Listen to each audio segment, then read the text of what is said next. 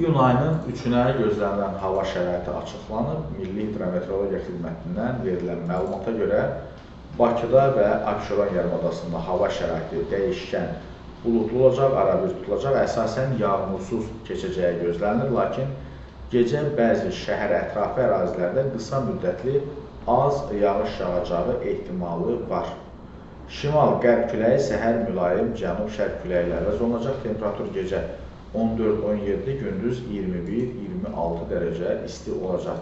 Azərbaycanın rayonlarında havanın əsasən yağmursuz keçəcəyi, lakin gecə və səhər bəzi yerlərdə yağıntılı olacağı gözlənilir. Ayrı-ayrı yerlərdə qısa müddətli yağıntının intensivləşəcəyi, şimşək çaxacağı, bəzi yerlərdə isə dolu düşəcəyi gözlənilir və deməli, gecə və səhər duman olacaq, qərb küləyi bəzi yerlərdə güclənəcək.